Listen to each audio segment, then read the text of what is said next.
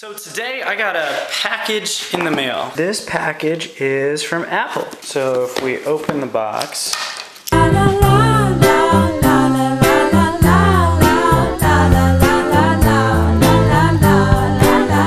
wait, what? They packed this entire box with foam for this? No way. Really?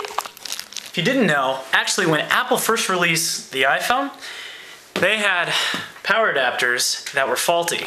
These power adapters had prongs, and these prongs, apparently when you put them in the wall socket, there was a risk that they could come loose and get stuck in the wall socket. So Apple put together essentially a page where you could submit your address and ship it, and they would ship you a new power adapter that had this green dot on it. What I don't understand is, for an adapter that's this big, Apple has to send a box that's this big.